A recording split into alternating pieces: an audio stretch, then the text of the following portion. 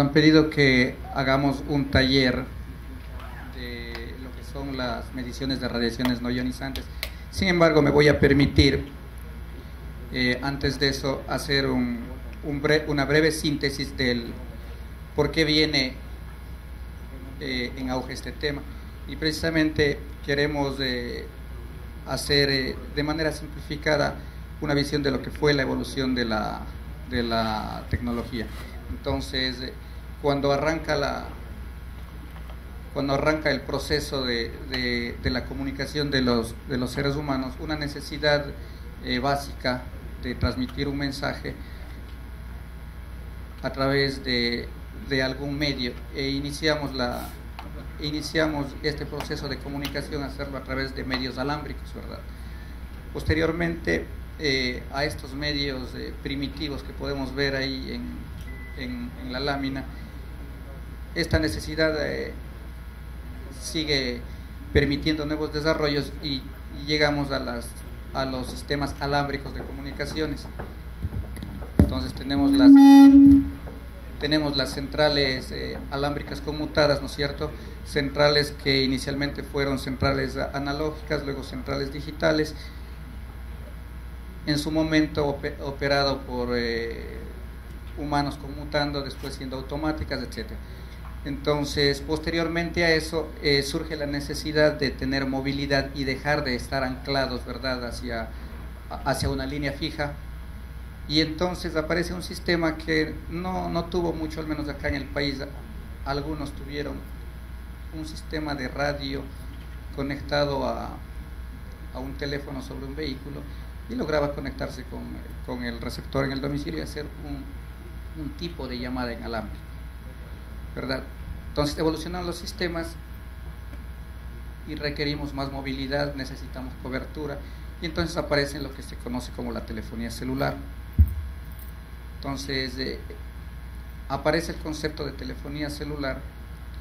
¿Por qué? Porque es necesario formar especie de células para poder tener la cobertura y la calidad de servicio necesaria.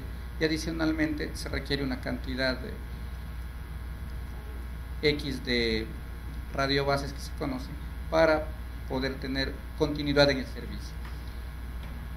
¿Qué más surge con esto? Surge como básico el contenido del audio, ¿verdad? Se llama telefonía celular inicialmente porque solamente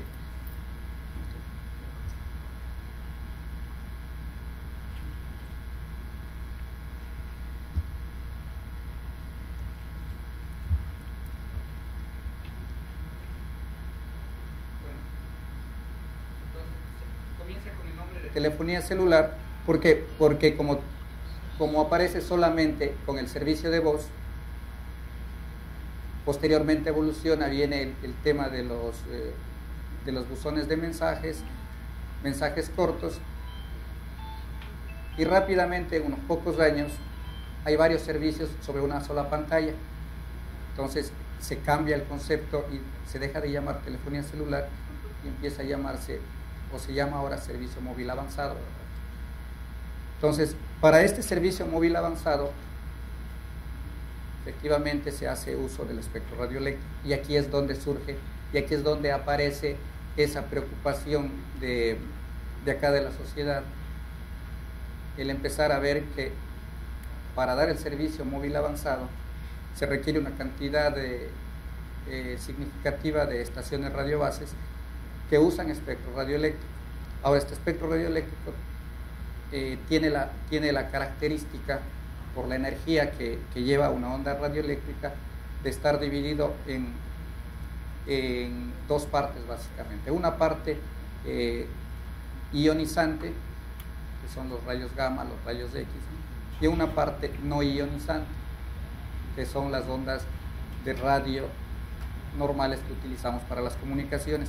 Entonces, el espectro hasta casi las ondas de ultravioleta constituyen lo que son la radiación no ionizante, y más arriba de eso, frecuencias mucho más altas, entonces son ondas ionizantes que ¿qué hacen?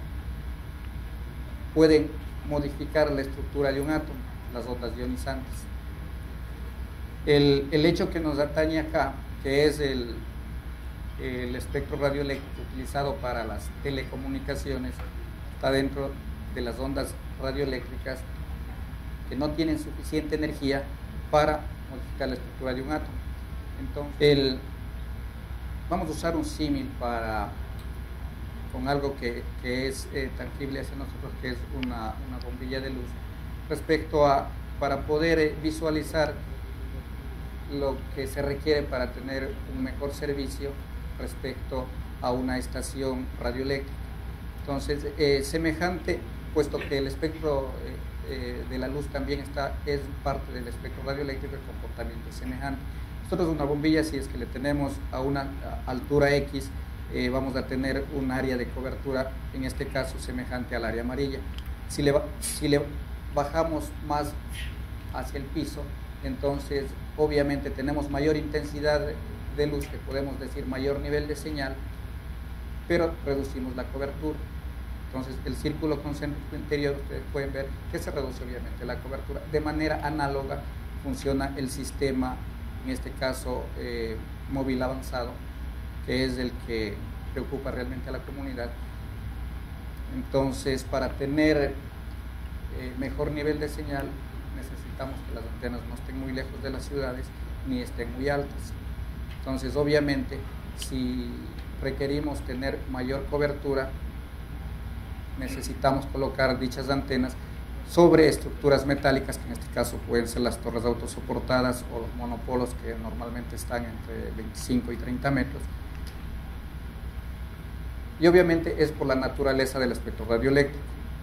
Entonces, mirando en este caso ya lo que sería una estación radio base, el alcance de la antena depende de la frecuencia, primero de la onda, evidentemente, y de la cercanía de los usuarios para hablar. La altura a la que opera la antena va a depender de la cobertura que necesite tener dicha radio base. Mientras más alta esté la antena, vamos a tener mayor alcance, pero tenemos menor nivel de señal en determinados puntos. Entonces, de ahí que es necesario que primero estaciones radiobases estén dentro de las ciudades. Sería imposible tener, como muchas personas creen, tener radiobases o estaciones que brinden este servicio fuera de las ciudades y tratar de tener los servicios que hoy tenemos en nuestras manos. Entonces, aparte de esto, tenemos el otro inconveniente de que cada dispositivo tiene cierta capacidad o puede simultáneamente tener en conversación o en servicio un número X de abonados, por lo cual es necesario, entonces, aparte de la necesidad de la cobertura, por capacidad, instalar muchas más estaciones de este tipo dentro de las ciudades. Entonces, muchos han de ver que hay estaciones que están a 1 o 2 cuadras, cuando antes habían 3, siguen apareciendo 4, 5, 6, 7. Es el hecho de, como decían, de mañana hay el 108% de teléfonos celulares en el país, y obviamente entonces se requieren muchas más estaciones para poder cubrir esa cantidad de abonados simultáneos que en algún momento pueden requerir. Entonces, el espectro radioeléctrico, por otro lado, es limitado, y cada participante del mercado tiene su espacio dentro del espectro radioeléctrico para explotar el servicio. Para poder explotar y repetir la instalación de nuevos sitios, lo que se hace es también reducir cobertura, evidentemente, y reutilizar las frecuencias. Si vemos en los hexágonos que están a colores, los mismos colores se asemejan a ser las mismas frecuencias, se están reutilizando. La idea es que no sean demasiado grandes para que no se interfieran. Entonces, es necesario también, por esas razones, para poder hacer uso eficiente del espectro, que la cobertura no sea demasiado grande, y adicionalmente, para poder tener la capacidad suficiente para brindar el servicio a los abonados que en su momento requieren. Los componentes de un sistema móvil avanzado son los terminales, el espectro radioeléctrico, las estaciones bases, las centrales de conmutación, la interconexión entre las estaciones de conmutación de los servicios móviles avanzados y la interconexión con los operadores fijos. Entonces, ese es un esquema general de cómo está interconectado el sistema de telecomunicaciones del servicio móvil avanzado, el servicio fijo, y nos permite llevar hoy por hoy todo lo que podemos gestionar sobre el teléfono. Bien, entonces, habiendo hecho esto, un breve recuento del por qué este tema se vuelve de actualidad, vamos a pasar a ver lo que son las mediciones de radiación no ionizante, que como ente de control, la superintendencia es la encargada de certificar que una estación de radio base, una estación de televisión o una estación de radiodifusión esté dentro de los parámetros que están establecidos en la norma técnica, cumpliendo las recomendaciones de organismos internacionales de los cuales el país ha adoptado la norma. Y en la resolución 001 CONATEL del 2005, publicada el 11 de enero del 2005 del mismo año, está la norma que establece cuáles son los límites para radiación no ionizante, y obviamente obedece o viene de tomar una recomendación de países que ya han trabajado en esto, que es la recomendación de la UIT, la K52. Entonces, ¿qué dice en el artículo 5 que habla de los niveles de exposición poblacional? Dice que los límites máximos de exposición de una estación radioeléctrica fija se establecen para el espectro radioeléctrico en la banda de 850, que es la banda de los operadores de celulares inicial, Claro y Movistar, en 4.25 vatios por metro cuadrado, densidad de potencia, y en la banda de 1900 en 9.5 vatios sobre metro cuadrado. Entonces, si vemos que es un valor de densidad de potencia que podemos ver que conforme va aumentando la distancia al cuadrado, efectivamente ese valor va disminuyendo. Entonces, si avanzamos, Jaime. Radiaciones no ionizantes, como habíamos hablado anteriormente, quiere decir que no es capaz de impartir directamente energía a una molécula o incluso a un átomo, de tal manera que pueda romper los enlaces químicos.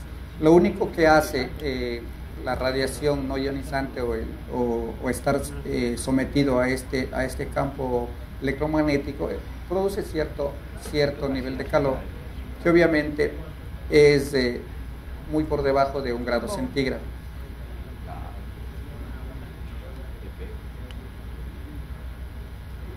Los tipos comunes de elementos que generan radiación no ionizante, como ya vimos también en el video, son la radio M, la radio FM, las radiocomunicaciones UHF, VHF, la luz visible y las microondas.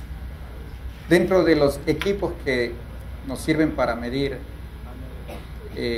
esta radiación no ionizante, básicamente en la superintendencia tenemos 2 equipos. Uno que nos permite la medición de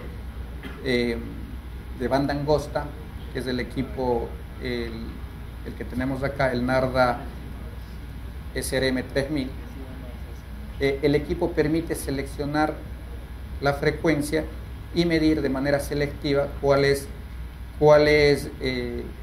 las componentes electromagnéticas y directamente la densidad de potencia de una onda electromagnética. Y el equipo que tenemos acá al frente, el más pequeño, que es un modelo MB550, ese es un equipo de banda ancha.